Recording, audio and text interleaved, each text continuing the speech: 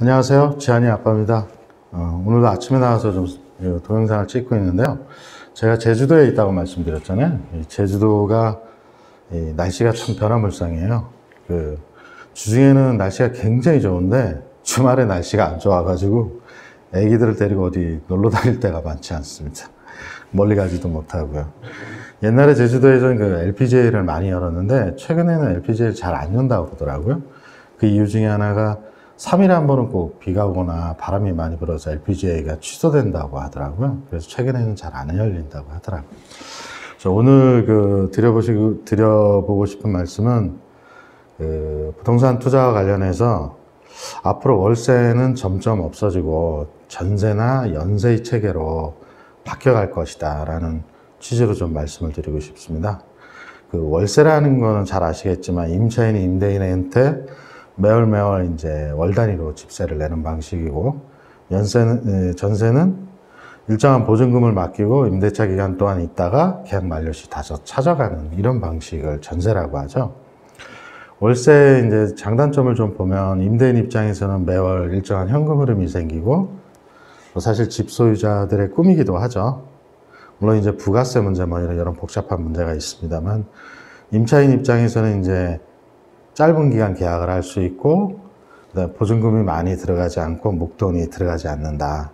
그다음에 매물이 많고, 그다음에 집을 구하기가 쉽다라는 이런 장점이 있습니다.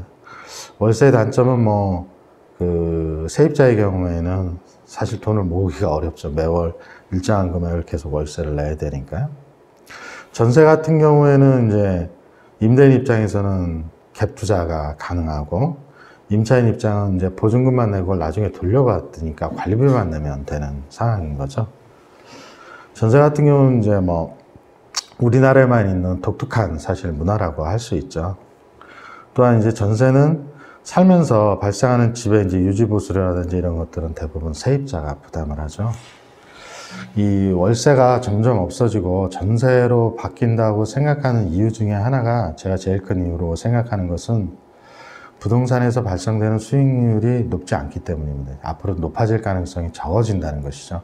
정부의 규제가 워낙 철저해지고 풍선 효과로 뭔가가 나타나면 반드시 거기에 또 규제를 때리고 계속 규제를 엎어쓰고 하다 보니까 사실 요즘 규제가 너무 복잡하죠. 그걸 이해하기도 어려울 정도로.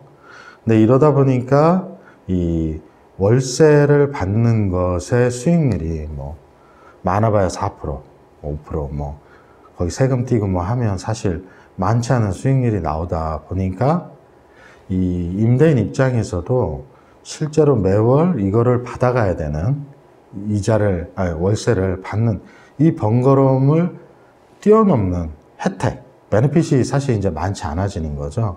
이게 제일 큰 이유인 것 같고요. 제가 이 월세가 점점 없어진다고 피부로 느끼는 것은 이 제주도에 와서 지금 느낍니다. 제주도는 이제 주택 주거 문화가 좀 독특한데, 연세라는 제도가 있습니다. 이 연세라는 제도는 뭐냐면 계약 기간 동안 1년 동안 12개월째 월세를 한꺼번에 다 내는 겁니다. 다 내고 대신 11개월째 월세를 받습니다. 이런 형태로 입주를 하면서 그해 년도에 내야 되는 이 월세를 한꺼번에 연세의 형태대로 다 내는 이런 주거 문화가 상당히 독특하더라고요. 물론 전반적으로 다 그렇다는 건 아니지만 대부분이 다 지금 그렇게 운영을 하고 있더라고요. 이걸 해보니까 저는 이제 서울에 집이 있는데, 서울의 집은 이제 월세를 주고 제주도로 내려와서 살고 있는데요. 저도 제주도에서는 월세로 살고 있습니다. 연세죠, 정확하게는. 생각보다 편해요. 매월 월세를 생각하지 않아도 되고, 일정한 기간 동안 거의 집주인, 그러니까 소유주분과 연락할 일도 사실은 많지 않고요. 지금 이제 노영동에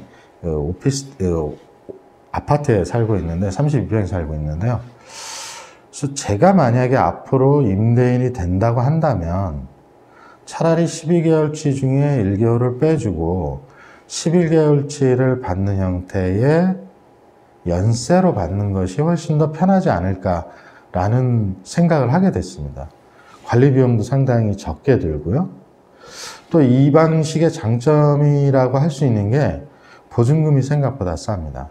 그러니까 서울의 이제 오피스텔 같은 경우는 보증금이 뭐 1,000에, 뭐 2,000에, 3,000에 얼마 이런 식으로 되어 있는데, 제가 살고 있는 아파트가 보증금 1,000만 원에 연세가 1,400만 원이거든요. 그러니까 월 한 100만 원 정도 된다고 볼 수 있죠. 네, 보증금 자체가 싸니까 실제로 세입자 입장에서는 들어가는 목돈이 적다라는 느낌을 좀 받게 됩니다. 그리고 임대인 입장에서도 이미 그 주거 기간 동안 월세를 다 받았기 때문에 보증금을 높게 받을 필요가 없다라는 장점이 좀 있는 것 같습니다. 따라서 제가 지한이 아빠가 생각하는 향후의 부동산 투자의 큰 흐름 중에 하나는 뭐 외국처럼 연 단위로 이 월세를 받는 방식이 늘어나지 않을까라는 생각을 좀 가져봅니다.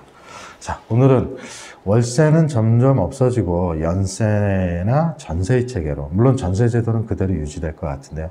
이런 관점으로 좀 말씀드려 봤습니다. 감사합니다.